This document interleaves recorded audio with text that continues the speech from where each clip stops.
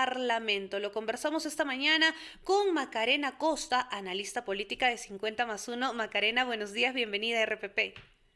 Buenos días, Noemí, ¿cómo estás?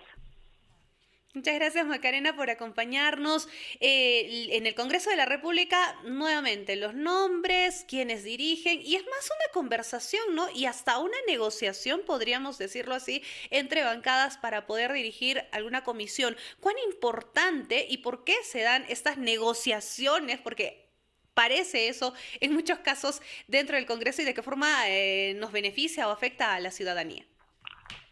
Bueno, sí, definitivamente es una negociación, podría llamarse incluso una riña, Ujú. porque hemos visto que en las últimas semanas, que precisamente han sido las semanas de negociación de comisiones, hemos tenido muchísimas renuncias, ya sea porque a una persona en particular no se le dio una comisión que quizás se le había prometido, etcétera. Eh, Sí. Y pues de hecho la fragmentación que hay en el Congreso ha generado que se tengan que volver a calcular la repartición de comisiones. Hay varios cambios, los principales son que Perú Libre presidirá 3 comisiones y Fuerza Exacto. Popular 4. Es importante porque la fragmentación ha cambiado pues la correlación de fuerzas que hay en el Congreso, ¿no? Por lo menos en las comisiones. Entonces, si antes Perú Libre presidía, me parece que eran 6 o 7 comisiones, ahora pasa a Ajá. presidir 3, mientras que Fuerza Popular, que por ejemplo mantiene a sus 24 integrantes, eh, todavía ha logrado mantener la presidencia de 4 comisiones. Entonces, definitivamente es Ujú. importante quién preside las comisiones porque se pone la agenda para qué proyectos se van a discutir y eventualmente pasar al Pleno, a la mesa directiva, que Ujú. actualmente también está dirigida por la oposición. Macarena, ¿y qué crees tú que es lo que pesa al momento de elegir a los presidentes de las comisiones? ¿Es experiencia o, como leí por ahí en Acción Popular, es tradición? ¿Qué es lo que pesa más? A ver, en algunos casos es tradición.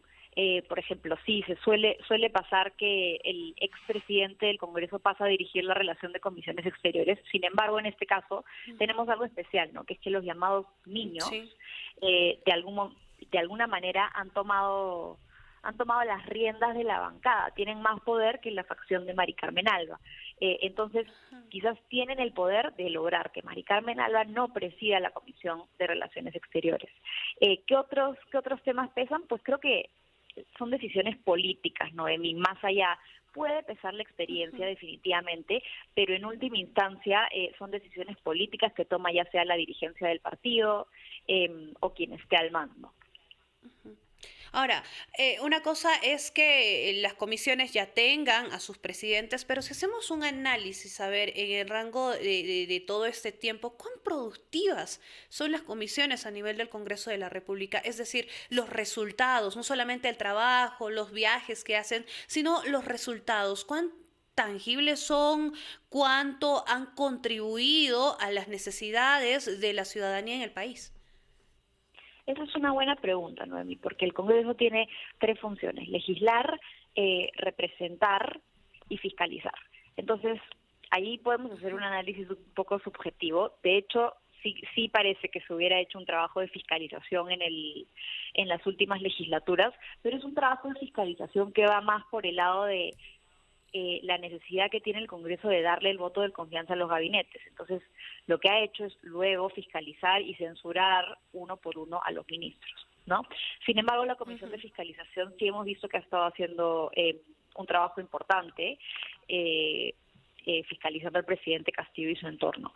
Luego, si hablamos sobre la función de legislar, que quizás es la que la gente más asocia con el Congreso, ahí también es importante, porque no importa tanto el número de leyes que se pasen, sino la calidad de estas mismas. Entonces, ahí las comisiones tienen el trabajo de evaluar los proyectos de ley, de generar un dictamen, un texto sustitutorio, ponerlo a debate y luego aprobarlo para que eventualmente pase al Pleno. Sí, definitivamente se han aprobado algunas iniciativas, pero muchas de ellas han sido, como en todos los congresos, esto no es algo nuevo, han sido declarativas. Ujú. Entonces hay que tener mucho cuidado cuando vemos las leyes declarativas, porque en realidad esas leyes no significan nada. Las leyes que más pueden impactar a la población son las leyes, no sé, por ejemplo, creo que han tenido un gran impacto las leyes sobre la bicameralidad, que no se llegó a aprobar, pero sin Ya. embargo es una ley que tiene la capacidad de tener un gran impacto, y también ha tenido un gran impacto, no necesariamente en la población, pero sí políticamente, Ujú. los candados que le puso el Congreso, por ejemplo, a la cuestión de confianza para que el presidente no pueda hacerla, al hecho de Ujú. que la Asamblea Constituyente no puede el referéndum y etcétera. Sobre temas políticos Ya, este Congreso ha trabajado. Ahora eso no quita perfecto. perdón, Ujú. sí. Sí, Macarena, te pido solo unos minutos, por favor, porque tenemos que escuchar a nuestros anunciantes, pero al regresar seguimos analizando el trabajo de las comisiones dentro del Congreso de la República. Ya tenemos a nuevos presidentes de las comisiones dentro del Congreso y de eso estamos conversando esta mañana con Macarena Costa, analista política de 50+1. Escuchamos a nuestros anunciantes y volvemos.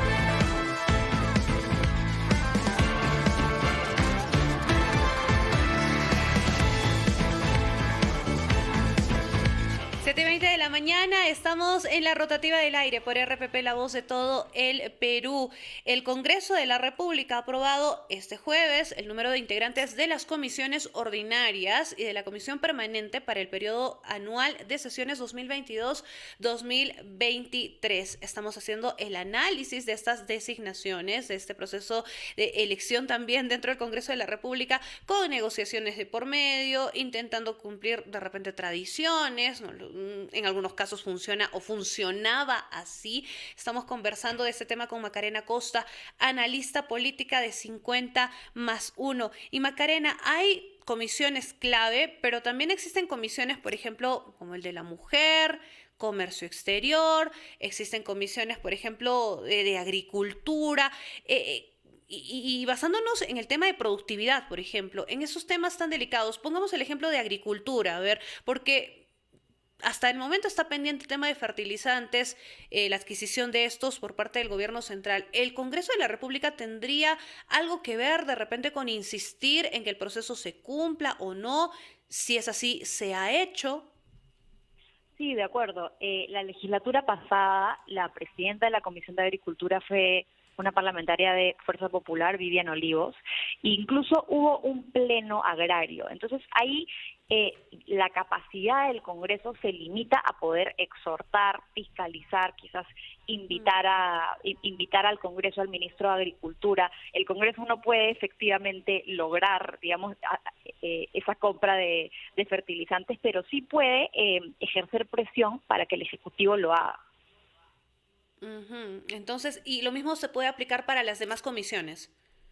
Sí, por supuesto, y de hecho creo que un buen ejemplo es la Comisión de Fiscalización, que en realidad no tiene ninguna potestad para, digamos, ejercer alguna acción de quizás como puede hacerlo la Fiscalía, ¿no? Que puede ordenar prisiones preventivas, arrestos Claro. domiciliarios, etcétera, pero sí puede ejercer presión y sus informes pueden actuar como un insumo para la Fiscalía.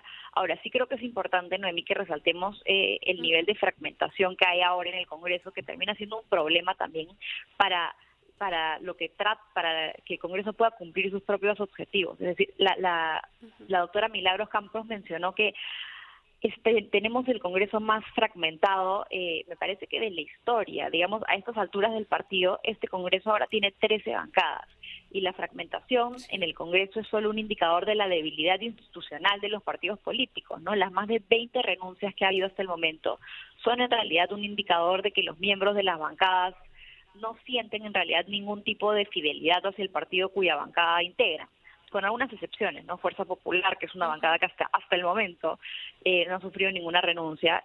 Sin embargo, esta Claro. fragmentación y el caos interno que hay en el Congreso definitivamente hace que la oposición no pueda ser, en efecto, una oposición que supone un riesgo demasiado grande para Castillo, precisamente por las pugnas internas que se pueden enfocar en el Congreso, ¿no? O sea, por ejemplo, el propio Ujú. caos y el ruido que genera que un congresista haya sido acusado por violación, eso es increíble. Pero digamos, Sí. esto termina al final beneficiando al mandatario porque hace mucho ruido y evita que se fiscalice efectivamente al presidente. Y ahora que hablas de fragmentación, Macarena, también uno de los ejemplos de repente más resaltantes es el de Acción Popular. Hay una fragmentación evidente dentro de esa bancada, pero no se tienen renuncias, porque esa estrategia, ¿a qué se podría deber? Sí, lo que pasa en Acción Popular en realidad es muy interesante porque efectivamente y hace mucho tiempo Acción Popular fue una de las primeras bancadas en fragmentarse, incluso se puede hablar de facciones dentro de Acción Popular, pero no hay renuncias.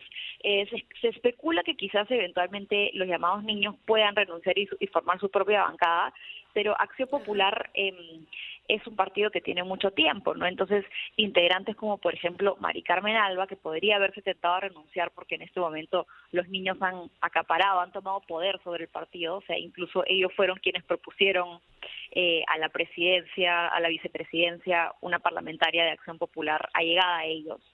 Eh, no renuncia pues porque considera que es su partido, ella es afiliada al partido hace muchísimo tiempo, es un partido muy antiguo, entonces ahí sí hay una, digamos, un sentido de pertenencia mayor. Sin embargo, se están dando estas fragmentaciones, estas internas y nadie parece renunciar, así que ahí tenemos que ver y esperar qué pasa, pero sí, para propósitos prácticos, en realidad se les puede considerar como bancadas distintas, ¿no? Para hacer un análisis, Acción Exacto. Popular de ninguna manera va a votar de manera unificada para la mayoría de cosas.